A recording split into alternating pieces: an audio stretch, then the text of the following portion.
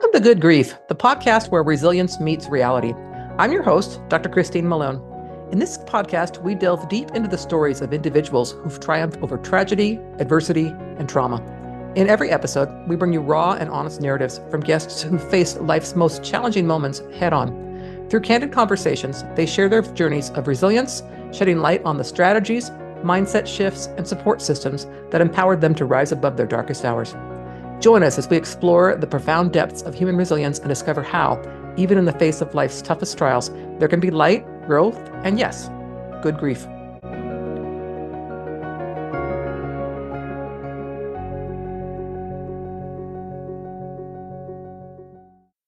Okay, listeners, thank you so much for joining me today. My guest is Hugh Flynn. He is an author, playwright, journalist, actor, former healthcare executive, and lifelong advocate for people with disabilities. We're going to talk about his story, his situation, and his debut memoir, which is titled Something Special B, that explores the deep conflicts that came up when Hugh sought conservatorship of his disabled brother. So, Hugh, thank you so much for joining me today. Is there anything else you'd like to add about yourself? My pleasure. Not at all. I'm looking forward to an interesting conversation with you today. Great. So tell us a bit about your brother. I mean, what if you want to tell us about all of his disabilities, but what he's capable of, what he wasn't capable of, these types of things. Yeah, I never describe him in the lens of his disability. That's the first thing, and that's what the book is a lot about, that. And because I didn't perceive him in those terms. But he was, for resume purposes, he was a man born with Down syndrome. He was we were very close in age. He was just not quite 3 years older than me. And we were the last two children in a large family.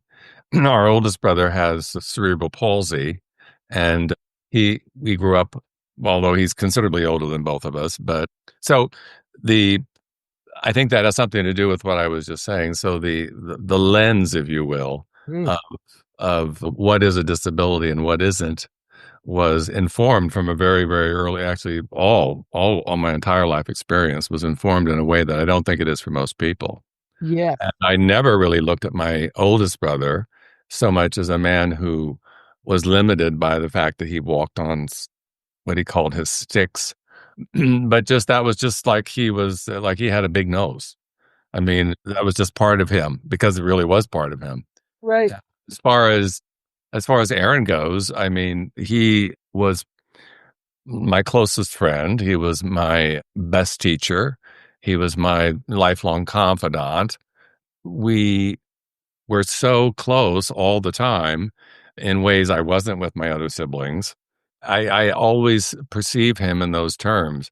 And so that was a big part of a learning experience when we got to this conservatorship part of the story, which is where the book goes, because I started to learn that the perception that I thought was a shared perception of him was not.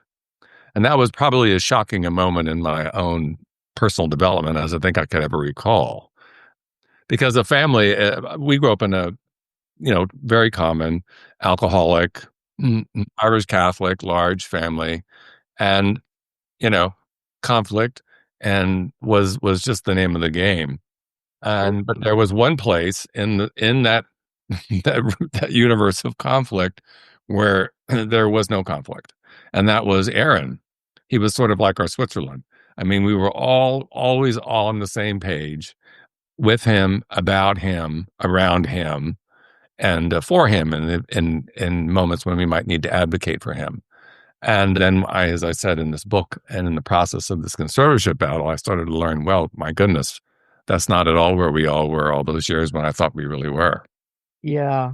A couple of things come up for me there. My middle son was disabled. He didn't live long, but his whole life he was disabled. And my two older kids have a different perspective on persons that have certain disabilities that I think other people would, because they grew up with that. So to them, they're very comfortable having a conversation with someone, going up to people and talking to them, whereas others aren't.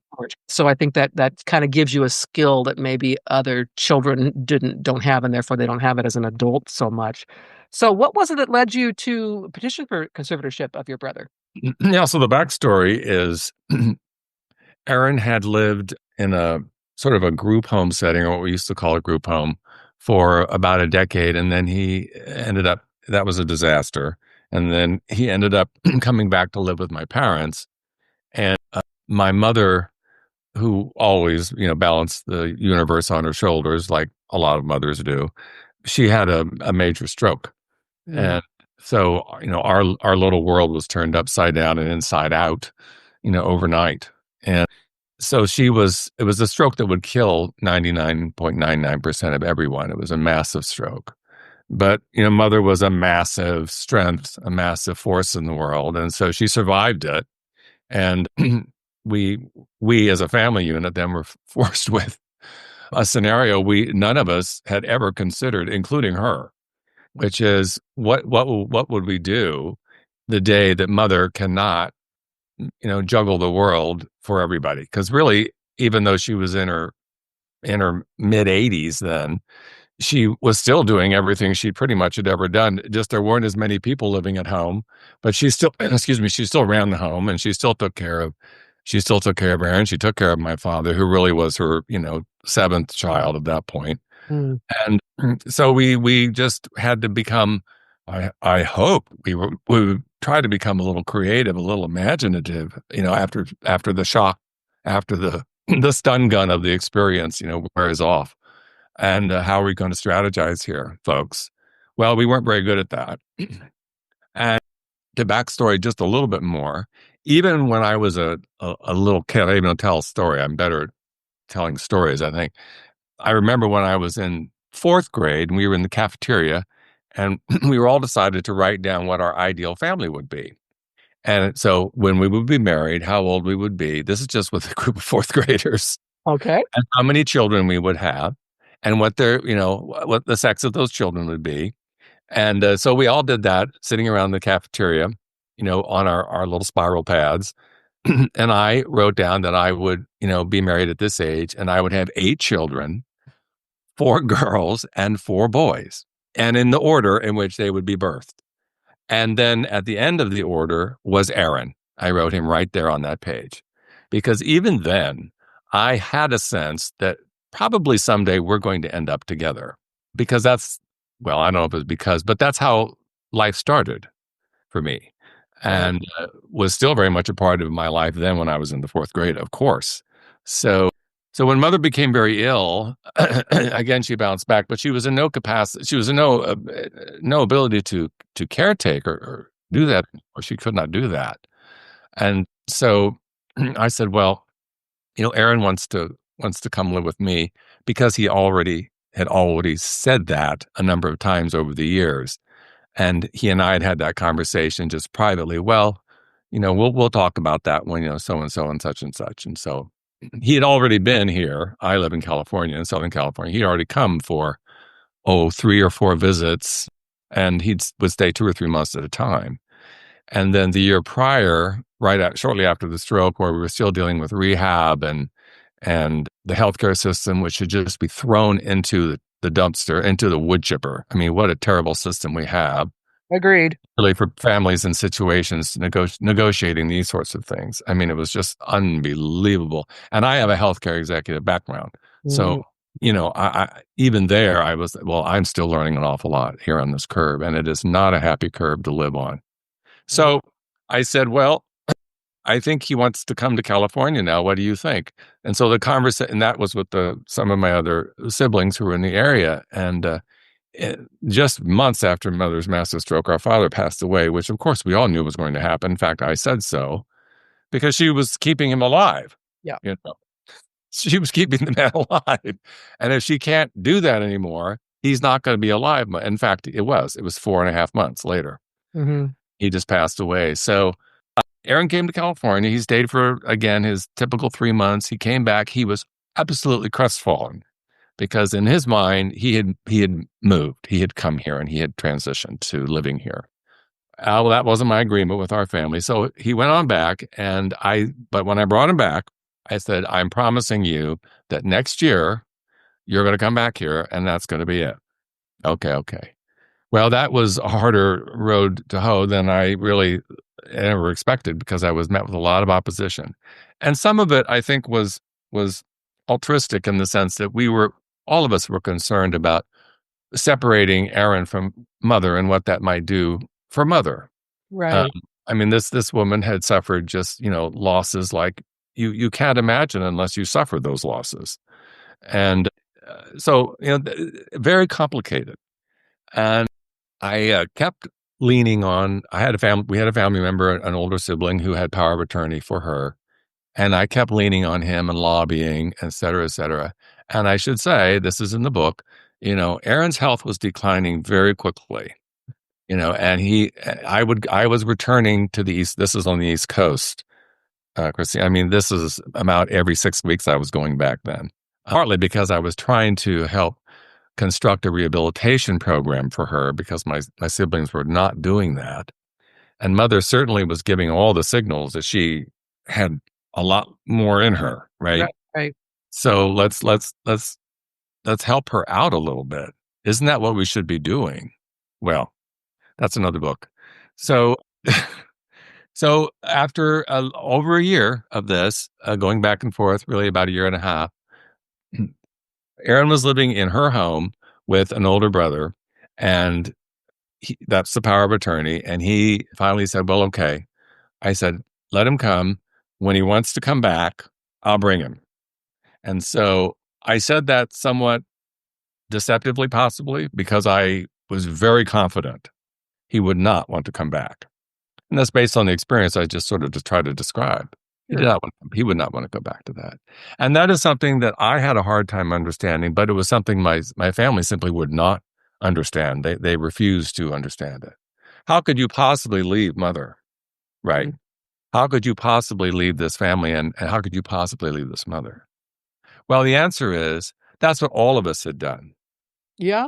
True. We had all done that in our lives. And he had not done that. And I don't know if it's quite accurate to say he had not been allowed to do that. But at this point, in this last year and a half I'm describing, he was not allowed to do that. Well, so I got him here and came out exactly as I thought. In the book, I say, I had a Sophie's choice to make. It Mm. was, to bring Aaron to California for his sake or to leave him in Maryland for hers. Yeah. And I chose the former. And that was a very, very hard and very painful decision. But the one, I guess, the one thing I held on to was that I believed that would be the decision Mother would want me to make. Right. I really do believe that. I still believe that because I know, as much as I know that I'm talking to you right now, that Mother always wanted what was best for him. Sure. So, yeah. And mothers have strengths and capacities that, people, no one knows unless you're a mother. I don't claim to know them. I just can observe them, Yeah. I'm And curious, was Mom able to speak what she wanted at that point in time, or was she not able? mother's primary compromise following the stroke was this severe aphasia. Okay. And so, I mean, she was ambulatory and she was powerful and she was still Mother. She hadn't changed, except she could not speak real words anymore. And this was part of the rehab thing that was so frustrating to me because that's something that can be recovered, but it requires diligence and application, on a regular basis. And this was something that simply was not afforded her. Mm. Also, I actually lobbied before the whole thing with Aaron. I lobbied to bring her to California, and I would say I would foot the expenses. If she lives with me, I can get her into some of the best stroke rehabilitation services in the United States because some of them are here. Right. And let's do that for her. No. So I was already climbing. I was already doing the Sisyphus thing. We were already pushing that rock up the hill Right. just when it came to her. And then perhaps cruelly, perhaps sense of survival, or perhaps whatever, I abandoned that. And I said, well, I'm going to try to get him here then. And then that took, as I said, a good long while. But I'm telling you, when he was here, that was boom. It was, and is it all right for me? I wanted to read a very, very short passage from the book that is about this moment. Yes, for sure. If I could. I highlighted it. I think I've got my Post-it note here. Yeah, here we go. So this is the day we're leaving. You know, she's been shuttled off to what was called a memory care facility, which I refer to in the book as a place where you are stuck and you become a distant memory. Mm. But so here we are, the last day, and Aaron is, you know, in a peak experience moment. I mean, he is so excited. He is really indescribably, excited. So I'm just going to read just a paragraph. It says, actually, it's two paragraphs. So I was talking to her, and I said to her, I was taking Aaron back to California the next day. This was no life for him, I said. He needed the environment and resources that I could give him, just like she had done many years before. I don't think you should be here either, Mother, I said. This is all wrong. This is not the place for you. You should be home, surrounded by people who love you. I explained that I had tried to get her to California too, but Jack had blocked that using his power of attorney. But now, at least, I was bringing Aaron there. I will do everything I can for him. You know I will. She understood every word.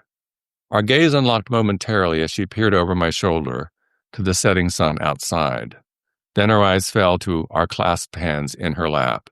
She nodded just once and said, C.I. After dropping his boxes off at the local post office the next day, we stopped at Happy Farm to spend 2 more hours with her. Aaron dashed about the facility telling anyone who would listen that he was on his way to California, including the resident who regularly threatened decapitation. Mother cradled his beaming face in her hands a couple of times, remembering, knowing, and hoping all at once.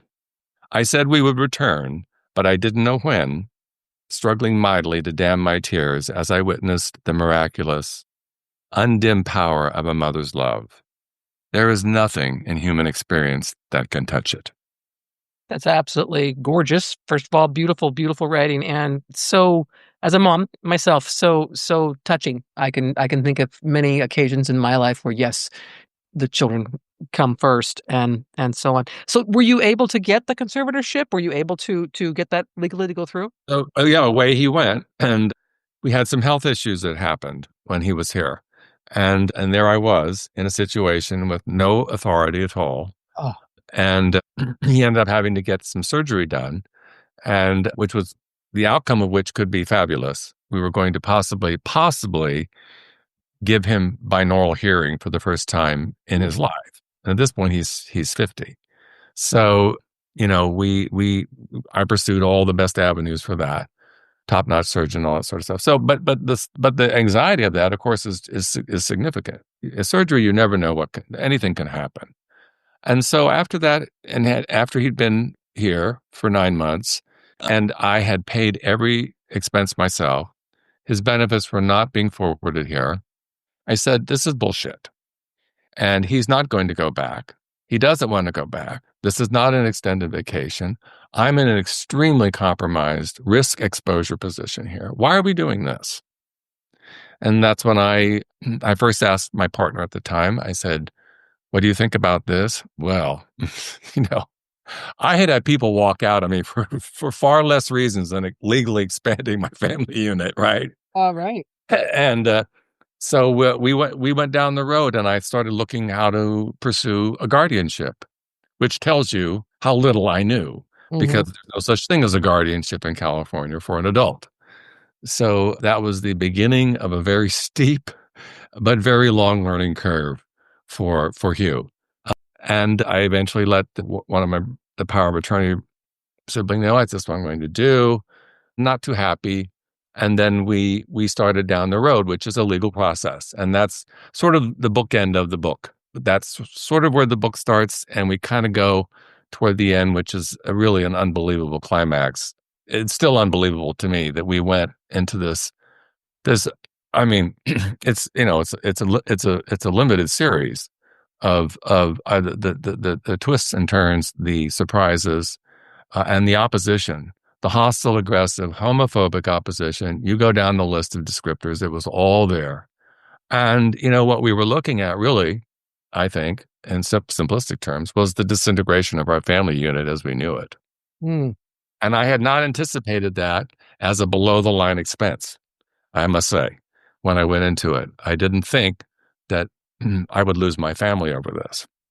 But without giving away too much of what happened, conservatorships are they're not exclusively for people who might have a disability or some sort of a compromise of some kind. Not at all. I mean, there's roughly between 3.5 and 4 million people in the United States who are conserved now. There's 50 million plus people with what would be considered a disability. And this is not including a lot of people who have mental health issues, which function their or inhibit their ability to function. They're not being counted yet. So, it's a large population, in other words. And, but anyway, I could do it. You could do it. Decided someday, I want someone to help me with this part of my life. You can cede that power. Some people do it through power of attorney. Some people do it through a limited conservatorship. And so this is what I did with my brother, largely because of the reasons I stated. And also what the hell was happening to his money? No one was, I mean, he was getting, public benefits monthly, disability benefits, and I never saw them. Where were they? Oh, this becomes a big piece of this book. So for people that are maybe just interested in a conservatorship, it's a process, and you have to deal with lawyers. You maybe don't have to, but you are advised to because the system is opaque to most people, including me. And if you want to negotiate it and try to, limit your expenses for one, because dealing with lawyers is expensive. Out of the gate, I had to plunk down. Now this was 12 years ago. I had to plunk down $5,000 just going out of the gate, which I happily did. And I quickly learned that was not even a down payment. Doesn't last long, right? That wasn't even. Although I was told that, well, if certain things and such, and and we probably should be able to get this done for between $4,000 and $5,000. And I would actually encourage anybody who's considering conservatorship when they're interviewing attorneys, and you must interview an attorney. I firmly believe that. I know that most attorneys don't believe that and probably are not comfortable with that. But I would certainly encourage anyone to remember that you are the primary person in the relationship, and they work for you. And that is not something that a lot of attorneys like. And I certainly found that out. Now you want to obviously take their counsel and their advice, but that's what you're paying them for. Mm-hmm. And I found quite my astonishment that people in in California, this falls under the probate courts, were enormously uncomfortable with Aaron. And I was quite stunned by that, not to find someone uncomfortable with Aaron, because that was a daily experience. But if you're in the business of doing this, I mean, are you serious? Are you uncomfortable? He's the most delightful man who ever lived. Mm-hmm. I mean, the man had a smile that would foster world peace. He was. I always considered him the ideal person. This is who I would want to be if I could be all the things that he was. Seemed so easily came to him, and all these things that I had to work for. Being kind, being understanding, being forgiving. I mean, and he was like others in our family. He was extremely funny, had a tremendous sense of humor. We're all sort of little tricksters, and so I couldn't understand why people were so uncomfortable with him. It wasn't like he was getting up on a desk and pulling down his pants or something. I mean, what is wrong with you people? Right? I don't know. It's like going to maybe a metaphor is going to a brilliant museum and staring at a masterpiece and watching people stand there and frown and shake their head and walk away. Yeah. Yeah. Don't you know? You don't know what you're looking at, right? Yep. My experience with my son, who was disabled, severely disabled, was he would find joy in something as simple as the color yellow, right? And I would think the world was so complicated, and yet here is such an innocent being that just delights in something as simple as the color yellow, right? And it just was, people don't understand that part of it. They think there needs to be, I don't know, some more depth there or whatever. It's like, no, they're still a full on person, even though their most delightful thing in this world is yellow. Well, if one was talking to Thornton Wilder, the great American playwright, and Mr. Wilder would say, well, that individual has their priorities straight. Yeah. Mm-hmm. And Aaron is a superb artist. We have this artistic gene that runs through the family. I unfortunately didn't get it, but we had two other brothers who were just marvelous. I mean, their artwork's all over my home, as is Aaron's. And so to the point about your son, I mean, he was just, I don't want to say naturally, but he was responsive to his environment in ways that just people aren't. Mm-hmm. And there's a spontaneity to that, and there's an authenticity to that is so precious and so easy to ignore in particularly the West, the American in American society, the values and things that that we struggle to achieve, status, wealth, Mm-hmm. these things, you miss it. You really miss the great things, and I'm going back to Wilder here, but you really miss the things that life, the real treasures of life, And I won't say I'm sorry if some people think that's cliche. I happen to think that's absolutely true. And so living with someone like that is sort of it's a constant reminder to sort of reset, readjust, because this book is full of there's so much conflict, I mean, it's a WWE smackdown from start to finish. And I'm being slightly flip here, but it is.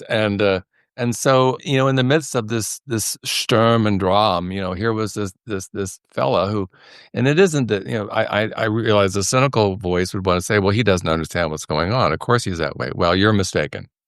You're mistaken, and we'll forgive you your mistakes. But I did as best I could to keep a lot of the hairy stuff away from him, because it was like the fact that I don't know what happened to your money, right? Right. I wasn't going to share that with him because the guy loved his money. I mean, this is the true red-blooded American in him, And I wasn't going to say, well, I don't know what happened to all this money, and so things like that. Because frankly, if a conservatorship was awarded and if I became his conservator, I would have the power to research what happened to his money. Oh, okay. So this is kind of where we come up toward the end of the book here. But yes, I eventually did secure the conservatorship, but I got to tell you, the road there was, if you thought Dorothy had a hard time getting to Oz, I mean, I thought, oh my Lord, really. So that's kind of the guts of the book. That's yeah. So what was it? What was the reason for writing the book? I mean, what was the purpose behind that for you? I think I'd say three things. One, I wanted to share Aaron with people that never met him or hadn't met him yet, because of all the things I just said, and observing him through this process, through that period, and how he negotiated it. It was a wonderment. It's just, I always had just the most intense admiration for him, and it only deepened, through that process. I think the second thing was I learned an enormous amount about this kind of thing. And I also learned it was far more common than I thought, guardianships and conservatorships, et cetera, in American society. And I thought, well, maybe this would be a good story if we sort of made that the hanger of the story. We could have still told the story along those lines. And I always like to tell a good story, and particularly in my plays. And I like to write stories about people who are heroic in common and uncommon ways. And I think thirdly, I just had to. I mean, I wrote it over the course of about 10 years, which is fortunate because I didn't start it out that way. I just started out thinking I need to keep a lot of information here. And so I guess you could say I was journaling. But then, of course, if one is involved in a legal process, you have more paperwork than you ever want in your life. I'm sure lots of people can sympathize with that. And so, in other words, I had a tremendous archive to work from, and many of the conversations in the book, they're absolutely verbatim, Mhm. even though they happened years ago. Sure. Because I had this kind of this record keeping sort of thing, and having been an administrator for many years, this was just something that was fairly easy for me. So anyway, I was Yeah. just talking to a gentleman the other day, who's a trans man, and he was telling me these sorts of things happen in his life and such and such and such. And I said, are you writing this down? He Mm. said, oh, no, I'm not doing that. I don't know what to do. I don't know where to begin. I said, well, you just start one night, and it doesn't have to be the beginning of anything. And it doesn't have to be something you think anyone else will ever read, but just sit down with yourself and put a time limit on yourself if you want. Give yourself 15 minutes and write for 15 minutes and see how it goes. And he started doing it. Yeah. It's the starting part. Right. And as far as this book goes, it was starting the conservatorship. I really, really struggled with it. Very, very difficult, because I was getting not so, happy responses from our family about it. And I didn't want to, induce any more conflict or suffering or whatever was going through the family. Because once mother becomes, I think, I will say this from my experience. Once mother's changes, everything changes. There's nothing that isn't the mother doesn't touch in some way. And that whether your mother becomes ill, or your mother dies, or your mother moves away, or your mother comes out as a lesbian, or mother just changes somehow, then there's very little in your life that isn't going to be affected by that. I mean, I think the reach of mothers is something we barely even understand. Mm-hmm. I would There's a agree with that. totality to it, that's quite remarkable.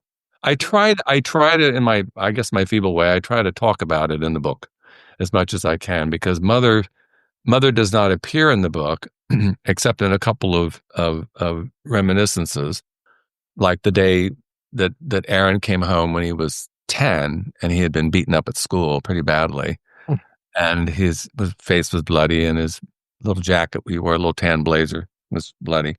Well, mother, I in that reference, I refer to her as Zeus. She had a animosity with the school principal, and the school principal I referred to as Aphrodite, and it was a little bit like Aphrodite taking on Zeus. Well, mother was a community member of the school board, and was making a lot of suggestions, because mother was extremely opinionated about things, Ah, particularly when it came to how to improve services for people with special needs. And now you remember, this is very early in this process in the United States. And so what we came to find out was the principal had this bully in the school beat him up. And she rewarded this girl who was 15. She rewarded her. And mother zeroed in, found out, and the woman lost her position. And I say this in the book, how my parents did not sue that school district, yes. I don't know, except people didn't do those kinds of things in those days. Yeah. True. I was So, thinking it might have had that school closed down, is where my mom brain went. yes, right. And there's another, we had problem with a community center where this is contemporary to the story, and I had been promised that he could enroll in any classes that are involved that are offered at the senior center, because in that town, when you're 50, you're a senior. So we rolled him in our class. We went down there, and it was dreadful.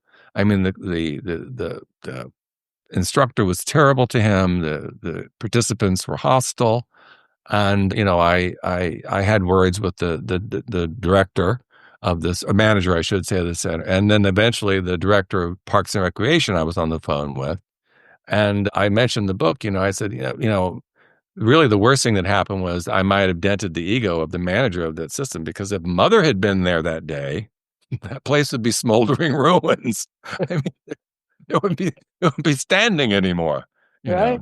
Right. I had to learn. It took several years of therapy to learn that if I didn't do exactly what mother did in every situation, it was not an act of disloyalty to her. Right. Right. No. And the learning to stand up and fight for other people is, I think, something that doesn't come naturally to a lot of people. So, to be able to learn that from and see it in mom and be able to replicate it and It comes naturally to mothers. I will say that, whether they know it or not. I mean, mothers are boom, they're right on it. I mean, I certainly grew up punching a lot of noses and getting punched myself. And just because this was, I'm not terribly sure it's all that different now, Christine, but I mean, it is different. How much, I don't know. And it probably depends a lot on what community one lives in. Yes, that's definitely for sure there. I know that here. So your book is out. We're going to put a link to your book in the podcast notes so that people can find it and read it and get something from it. What's happening for you in the future? Where are you going from here? You got another book planned? I do have another book planned, and thank you for asking, because this is really just the start of the story.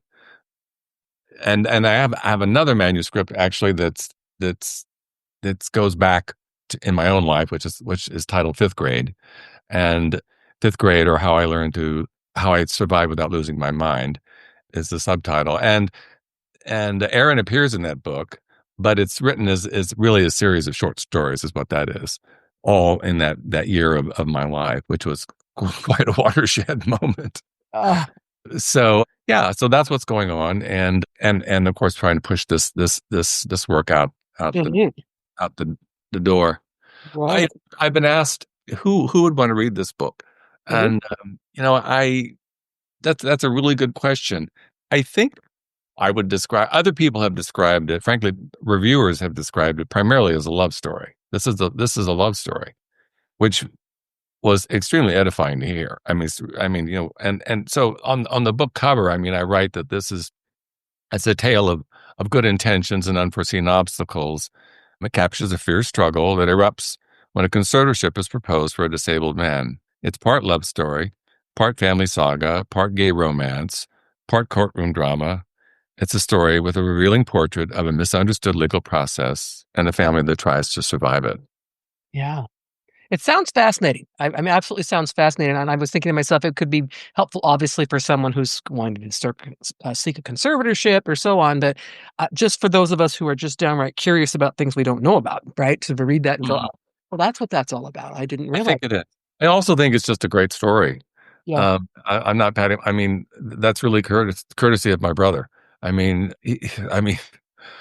there's wonderful stories in the literature and in history of the person that's kind of sitting in the midst, and in mythology, this figure that sits amidst the storm and holds the center, and that is what he did, through that process. But there was really, as I just said, I mean, there was really unexpected obstacles and unexpected losses. And there was tremendous sadness that we had to negotiate that through, the process. But that came with decisions, and that came with commitments to those decisions. And sometimes that's the way life is. I mean, you decide, I'm going to do this, or I must do this, and there's going to be a price to pay. Yes. And sometimes it's more than you thought, and or it's not what you thought. But whatever it is, it's an experience to take on and to try, I think, to grow from if you can. I think we all did. But we certainly all changed. I will say that. Sure. All changed. Yeah. Well, Hugh, thank you so much for being my guest today. Thank you. Sharing the story of your brother, Aaron. It is moving, and I'm looking forward to reading your book. And have a wonderful rest of your day. And thank you again. My pleasure. Thanks, Christine.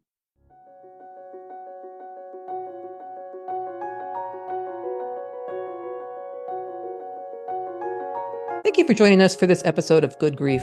We hope that stories shared today have inspired and empowered you on your own journey of resilience. If you want to dive deeper into the themes of trauma, tragedy, and survival, be sure to check out my memoir, The Day I Became the Spider Killer, a memoir of trauma, tragedy, and survival. In this book, I shared my own raw and honest experiences, offering insights and strategies for overcoming life's toughest challenges. You can purchase the book on Amazon, Barnes & Noble, or listen to it on Audible. Your support helps us continue to bring these powerful stories to light and spread a message of hope and resilience. Stay tuned for more incredible stories on our next episode. Until then, remember, even in the face of life's toughest trials, there can be light, growth, and good grief.